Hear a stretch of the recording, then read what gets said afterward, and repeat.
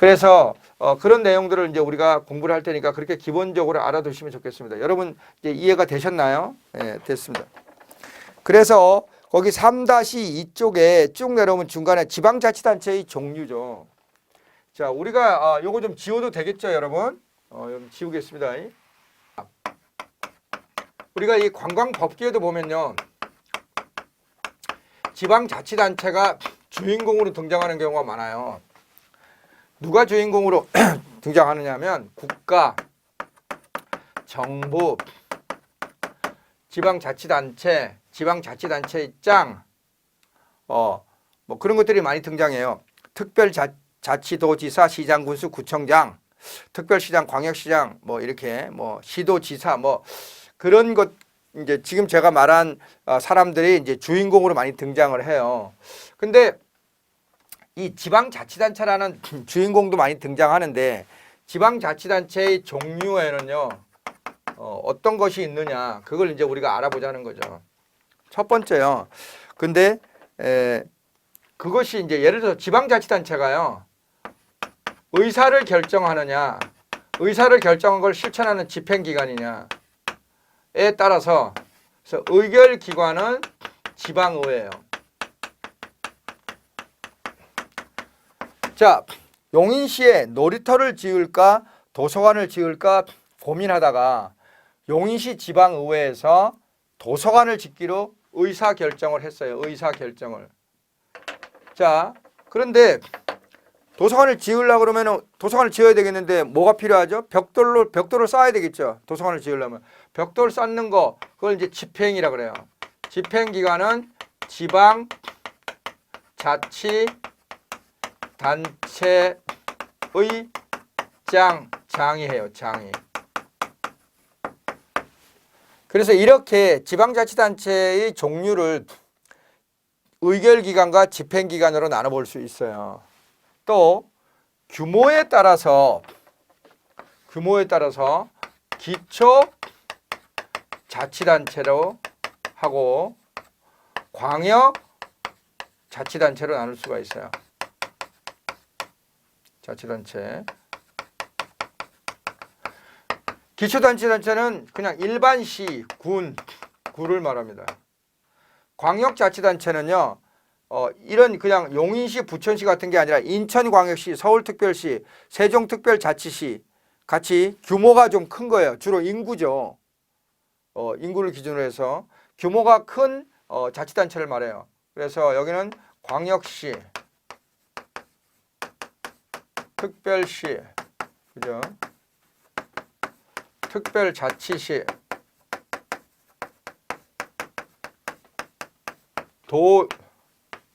강원도, 경기도 같은 이런 것들을 말하는 거죠.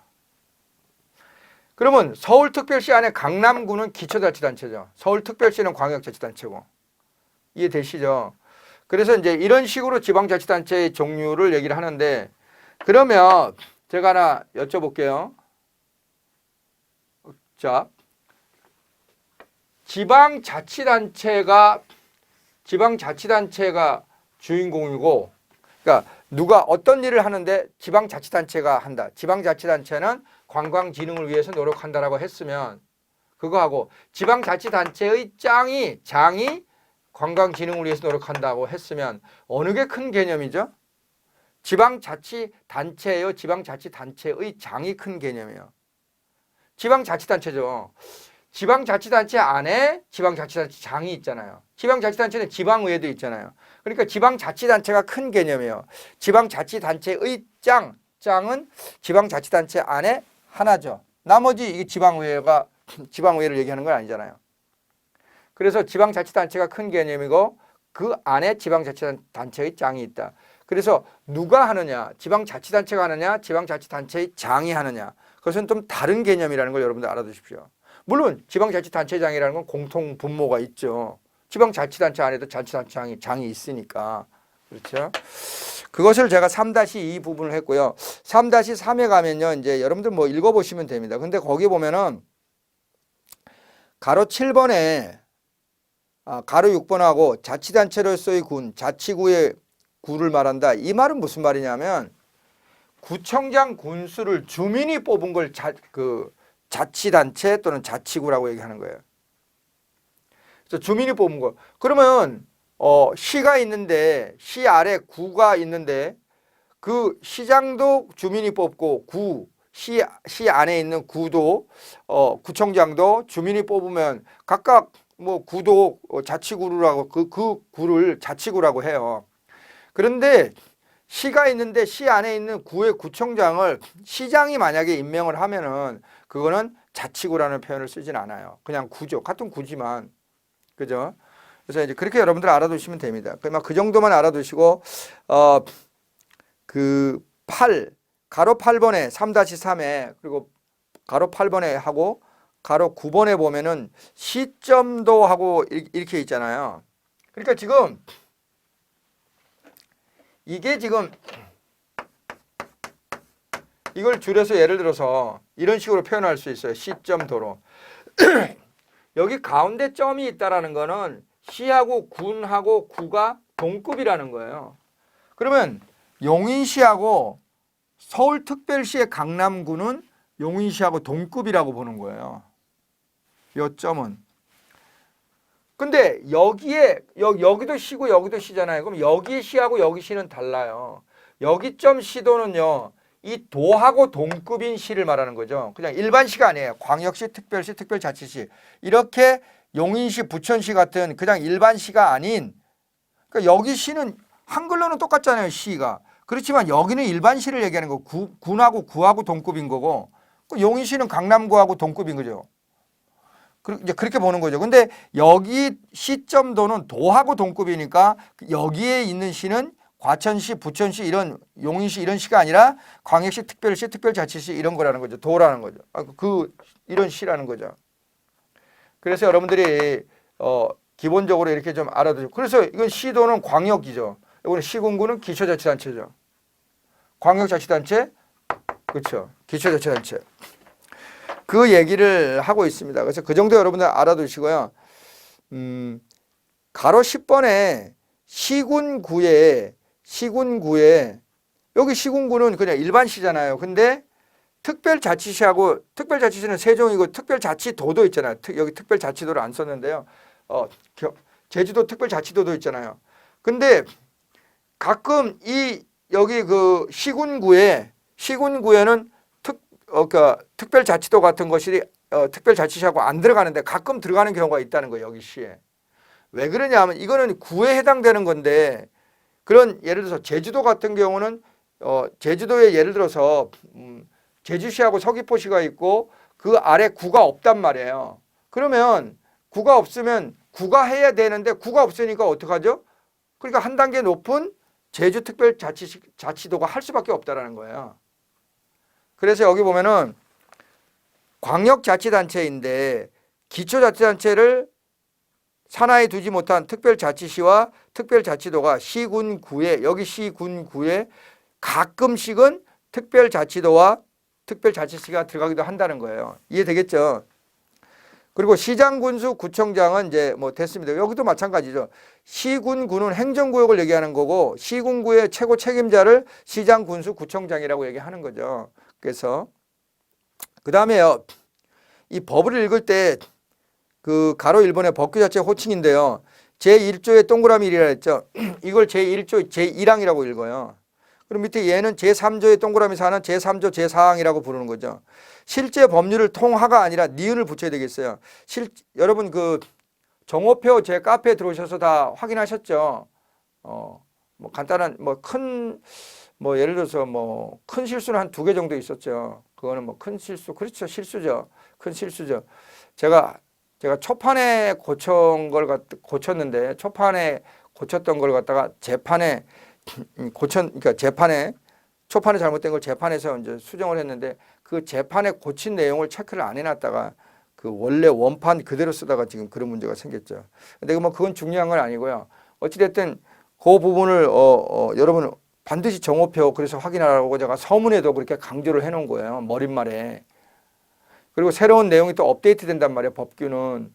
그 바뀐 거는 책이 인쇄될 때하고 또 달라진단 말이에요. 지금 벌써 하나가 또 바뀌었어요. 여러분 이 책 바뀌고 난 다음에 뭐 별건 아니지만 제가 또 수업 시간에 말씀을 드릴 텐데, 자, 제2조 동그라미 4 법 제5조 제3항 제9호에서 대통령으로 정하는 사업이란 다음 각호의 사업을 말한다. 이 보세요.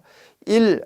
이 다운표로 일부러 해놨어요. 1점 관광진흥법 제4조에 따라 여행업을 등록한 자나 해외지사 설치하고 다운표 가 여행업인데, 이걸 여기서 1을 뭐라고 읽냐면 1호라고 읽어요. 1호. 그리고 밑에 가를 갖다가 가목. 그럼 밑에 가나 다라 나오면 나목 다목 라목 이렇게 읽는 거예요. 목을 붙여요. 숫자가 나오면 그냥 숫자가 나오면 1호 2호. 동그라미 1, 2은 1항 2항, 동그라미 2는 2항 제2항 이렇게 읽는 거죠. 자, 그 다음에 3-4로 가면은 주의할 점입니다. 여러분들이 이제 공부를 하다 보면은 어떤 법, 그러니까 예를 들어서 이거예요. 내가 관광진흥법을 공부를 하고 있어요. 근데 제8조를 공부하고 있어요. 제8조를. 그래서 뭐 김열기는 어쩌고 저쩌고 이렇게 하고 있는데, 여기 내용에 보니까 이 8조 내용 중에 제3조에 의해서 뭘 어떻게 한다라고 나와 있는 거예요. 그러면 관광진흥법 제8조의 내용 중에 제3조라는 말이 나오면 이 제3조는 무슨 3조냐? 관광진흥법 3조예요. 그러니까 여기에 요 8조 전에 제7조, 제6조, 제5조, 4조, 3조에서 그 3조를 찾아봐야 돼요. 자, 그 얘기를 하는 거죠. 그러면 관광진흥법 시행령 제8조를 공부하고 있어요. 시행령, 여러분, 제가 시행령 제8조를 공부하고 있는데 거기에 또 제3조에 의해서 뭐뭐 한다라고 규정이 되어 있어요. 시행령을 공부하고 있는데 시행령 제8조를 공부하고 있는데 그 내용 중에 제3조에 의해서 뭐뭐 한다라고 되어 있으면 이 3조, 여기 3조는 시행령의 3조예요. 관광진흥법 시행령의 3조예요. 3번에 관광진흥법 시행규칙 제8조를 공부하고 있는데 제8조를 공부하고 있어요. 거기서 제3조 어쩌고 저쩌고 하면은 이 3조는 시행규칙의 3조예요. 무슨 뜻인지 아시겠죠? 자, 거기까지는 이해가 됐을 거예요. 그러면 4번에 보세요. 관광진흥법이나 보죠?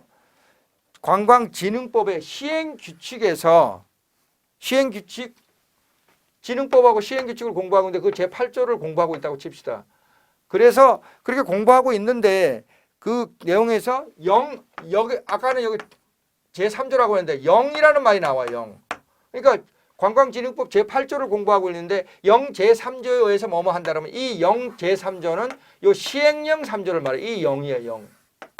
그러면 관광진흥법 시행규칙 제8조를 공부하고 있는데 거기에 0 제3조에 그러면 이 0도 당연히 여기 시행령이죠. 이해됐나요? 이해된 거죠. 자, 그래서 3번, 4번, 동그라미 3번하고 4번을 제가 설명을 했어요. 자, 관광진흥법 시행령이나 관광진흥법 시행규칙에서 여기 보세요. 시행령이나 시행규칙을 제8조를 공부하고 있는데 법 3조라는 말을 해요. 이제 법 제3조. 그러면 그러니까 이 앞에 0이라는 말이 나오면 시행령이고 법이라는 말이 나오면 그것이 이 글이 어디에 있든 이 진흥법의 3조를 말해요. 지금 무슨 뜻인지 아시죠? 그래서 법 3조라고 하면 관광진흥법이죠. 그래서 예를 들어서 관광진흥법 시행령, 시행규칙을 공부하고 있는데 8조를 공부하고 있는데 법 제3조다, 법 3조다 이렇게 하고 있으면 시행령, 시행규칙에서 법이라는 말이 들어가 있으면 무조건 진흥법을 얘기하는 거죠. 0이라는 말이 들어가 있으면 시행령을 얘기하는 거죠.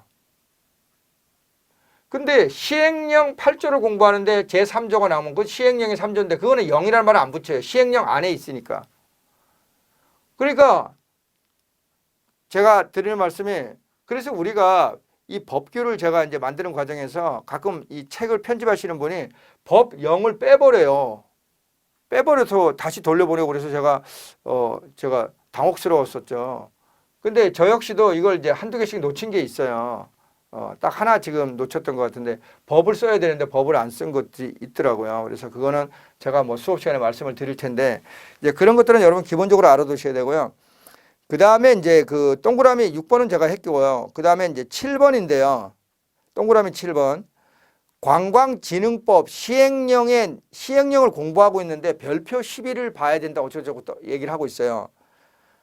그러면 그 별표 11은 관광진흥법 시행령 별표 11을 봐야 돼요. 무슨 말이냐면 우리 책 맨 뒤로 가면은 맨 뒤쪽에 가면은 3-253쪽으로 가면은 위로 올라가면 파란 글씨로 관광법규 시행령 시행규칙 별표라고 해놓고 그 밑에 관광진흥법 시행령 별표라고 하고 그 아래에 이런 괄호가 있죠. 이런 괄호에서 별표 1 이렇게 해놨잖아요.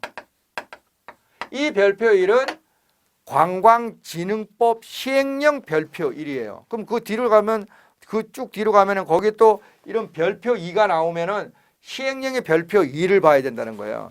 그러면 그거 말고 저 또 어디로 가시냐면 3-278쪽으로 가면은 중간에 관광진흥법 시행규칙 별표가 있어요. 그러니까 이거 시행령의 그러면 여기 밑에도 보세요. 이런 별표 1이 있죠. 그러면 이 시행규칙에서 별표 1을 봐야 된다면 여기 3-28쪽에 관광진흥법 시행규칙 별표를 봐야 돼요. 그러니까 별표는 두 종류가 있어요. 관광진흥법 시행령의 별표가 있고 관광진흥법 시행규칙의 별표가 있어요. 그러니까 별표 종류는 두 개죠. 근데 시행규칙에서 별표 1을 봐야 된다라고 얘기하면 시행규칙의 별표 1을 봐야 돼요. 시행령에서 별표 1을 봐야 된다. 그런 얘기하면 시행령의 별표 1을 봐야 돼요. 그러니까 3-278쪽에 가운데 있는 별표 1 신설 이렇게 해놨죠. 2016년 3월 28일 이렇게 돼 있죠. 야영장 시설의 종류는 시행규칙의 별표 1이고 별표 1이란 뜻이에요. 그런데 맨 여기 아까 여기 저기 어디 갔죠? 저기 앞으로 돌아오면은 여기 제가 표시를 안 해서 3-253쪽에 위로 올라가면 관광진흥법 시행령 별표 아래 별표 이렇게 1이 있잖아요. 이거는 관광진흥법 시행령의 별표 1이에요. 1이라고요. 그래서 그런 용어에 여러분들이 익숙해져야 되겠다 그 말씀을 드립니다. 그 다음에 가로 4번에 이건 뭐 나오긴 나와도 이 법인은 주로 회사라고 생각하면 돼요. 국가나 공공단체가 만든 걸 공법인이라고 그러고요. 개인이 만든 법은 사법인인데 이게 보통 회사죠. 그리고 또 재산을 모은 회사가 있어요. 장학재단 같은 거 있죠. 그래가지고 장학금 주는 거. 돈을 모아서 그 돈의 이자나 그 내 돈의 일부를 그 재단법인이고요. 사단법인은 이제 일반 회사를 얘기하는 거예요. 사람의 모임이죠. 사람들이 모여서 회사 만들잖아요. 그죠? 이제 그렇게 생각하시면 됩니다. 그 다음에 이제 거기 4번에 허가, 인가, 승인, 등록, 신고인데 꼭 이렇게 이런 그 서열이 매겨지는 건 아닙니다. 근데 허가가 가장 어려운 거고요. 신고는 가장 쉬운 거예요. 그래서 그거는 맞아요. 허가가 제일 위고 제일 아래가 신고인 건 맞습니다. 그러나 인가나 승인, 등록 이런 걸 가지고 이렇게 아래 위를 따지기는 조금 어려운 것 같은데 우리는 그런 걸 알 필요는 없어요. 우리가 행정법을 공부하고 이런 거 아닌 이상에 알 필요가 없습니다. 근데 그러면 등록도 좀 알긴 알아야 되는데 등록의 의미만 알면 돼요. 물론 인가 승인도 나오는데 이 출제하는 데서 출제하는 중요한 내용으로 나오지는 않아요. 그래서 일단 우리가 알아야 될 것이 허가, 등록, 신고 정도를 알아둬야 되는데 허가는 못하게 한 행위를 예외적으로 허락해 주는 거기 때문에 도박 못하는 거죠. 근데 예외적으로 허가해 준 게 뭐예요? 카지노죠. 이제 그래서 굉장히 어떻게 보면 못하는 걸 하게 해준다는 면에서 이 허가권을 가지고 있는 공무원들은 어깨에 힘을 줄 수가 있어요. 과거에 허가권을 가지고 있는 공무원인 경우에는 늘 주위에 많은 사람들이 따랐겠죠. 근데 인간은 내가 어떤 행위를 했는데 그 혼자 가지고는 안 돼. 다른 사람의 어떤 법률 행위, 어떤 행위가 더해져야지 내가 한 행위가 효력을 발생하는 거예요. 그게 이제 인가라고 합니다. 몰라도 됩니다. 인가라는 말이 나오긴 나와도 면허는 운전면허를 생각하시면 돼요. 특수한 행위나 영업을 특정한 경우나 그러니까 특수한 행위, 운전하는 행위죠. 허락하는 거죠. 승인은 인정하는 거예요. yes예요. 승낙할 승자, 승정원, 중추원의 승선. 기억나나요? 그 다음에 등록인데요. 일정한 사실이나 법률 관계를 특정한 등록기관의 장부에 등록을 기록하는 거예요. 록이 기록 록자잖아요. 기록하는 거죠. 자, 신고는 가서 말만 하면 되는 거예요, 사실은. 그래서 알리는 기능이죠. 그렇죠? 단순히 그러니까 신고는 그 공무원한테 가서 뭐 이렇게 요즘 뭐 그런 건 없지만 허가권을 가지고 있는 공무원한테도 주민들이 뭐 굽심 거릴 필요가 없죠. 근데 신고는 가서 말만 하게 되기 때문에 굳이 굉장히 뭐죠? 그 공무원한테 저자세로 갈 필요도 없어요. 자, 그래서 신고가 가장 낮은 단계다. 허락을 얻어내는 그런 정도 알아두시면 되고요. 3-5 쪽에 가면 관광 관련 5대 법규 제정 날짜와 목적이 나오잖아요. 근데 여기에 지금 이걸 왜 지금 관광공사법은 뺄 건데요. 4개 법률의 목적을 다 법을 배우면 맨 앞에 나오는데 왜 이렇게 다시 집어는 이렇게 따로 뺐느냐. 이렇게 목적에 대한 걸 많이 물어봐요. 그래서 제가 안 되겠다. 계속적으로 나오다가 요즘 좀 뜸한 편인데 그래도 또 나올 수 있는 거죠. 그래서 근데 여러분들 보세요. 1번이 관광기본법이고 2번이 관광진흥개발기금법이고 3번이 국제의 육성에 관한 법률, 4번이 한국관광공사법, 뒤로 가면 5번이 관광진흥법인데 뭐 국제의 육성에 관한 법률이 있긴 있지만 나머지는 다 관광이라는 말이 들어가 있잖아요. 그러니까 뭐 국제의 산업 육성에 관한 것도 국제의 산업 육성에 관한 법률도 마찬가지인데요. 거기 산업이라는 말이 맞았네요. 그래서 이 국제의 산업 이게 산업이라는 말이 빠졌네요. 3-5에 그 3번에 국제의 산업 육성에 관한 법률인데 어찌됐든 관광이라는 말이 들어가니까 관광을 발전시키기 위한 법이란 말이에요. 그러니까 목적이 굉장히 어떻게 보면은 목적을 보고서 어떤 법인가를 알기가 좀 어려운 부분이 많아요. 그래서 제정일도 나오기도 하고 해서 제가 3-6 쪽으로 가면은 중간에 그 6번에 5대 법규 목적 키워드라고 돼 있죠. 주제어라고 돼 있는데 이 5대 법규 목적 키워드를 가지고 어느 법의 목적을 설명하고 있는 건지를 알아내는 그런 어떤 그 방법을 제가 여기 적어놨죠. 그래서 우선 제가 체크하라는 것만 먼저 외우시면 되겠네요. 3-6에 국제 친선에 증진하고요. 그걸 표시하세요. 그래서 2줄 더 내려가면 국민관광이라는 게 나오죠. 이것은 관광기본법에서만 설명해요. 목적으로. 그러니까 관광기본법의 목적에서만 나오는 단어예요. 용어고. 만약에 국제친선의 증진이라든지 다음은 어떤 법규의 목적을 설명한 것이다. 이 법의 이름은 무엇인가? 어느 법의 목적을 설명할 것인가를 골라라. 그러면 국제친선의 증진이라든지 국민관광이라는 말이 나오면 볼 것도 없어요. 다른 관광법규에는 없는 용어거든요. 그러니까 관광기본법이다. 이렇게 생각하면 되죠. 그 다음에 외화 수입의 증대 이런 것들은 관광진흥개발기금법에만 있어요. 관광진흥 발전시키고 개발시키기 위해서 돈이 필요한데 그게 펀드죠. 기금이 펀드거든요. 펀드를 모아서 도와주는 거죠. 관광 발전을 위해서. 그 법에만 규정되어 있어요. 외화 수입의 증대는. 그 다음에 거기서 한 3줄 내려가면 국가경제라는 말이 나오죠. 이거는 한국관광공사법에만 나오는데 이거는 한국관광공사법이 시험범위에 안 들어가니까 뭐 그렇게 빼면 되겠습니다. 그러면 처음에 우리가 공부를 이제 했잖아요. 이거를 확실하게 자기 걸로 만들어야 돼요. 지금 조금 전에 말씀드린 거예요. 2번째 복습할 때는 국민경제하고 국민복지는요. 관광기본법에 들어가면서 각각 국민경제는 국제의 육성에 관한 법률이고요. 국민복지는 한국관광공사법에도 들어가는 거예요. 한국관광공사법을 예를 들어서 한국관광공사법이 출제가 안 되니까 그리고 빼면은 그럼 여기서 빼버립시다. 그러면 지금 관광기본법에만 나오는 건 뭐예요? 국제친선의 증진, 국민복지, 국민관광이죠. 물론 국민복지는 한국관광공사법에 나오는데 이게 시험법에 안 들어가니까 빼버리면은 시험법에 나올 수 있는 관광의 법규 목적은 국제친선의 증진하고 국민복지, 국민관광 이거는 한국관광공사법에 국민복지는 들어가지만 관광기본 그렇죠.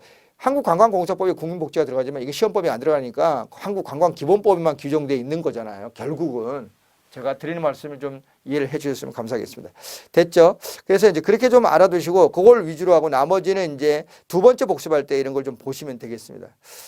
첫 시간에 제가 이 법의 기초 개념 이런 걸 설명을 드려서 다 아시는 분은 좀 따분하셨을 거예요. 그래서 그러신 분은 뭐 제 수업을 1강을 다 듣지 않으셔도 되고요.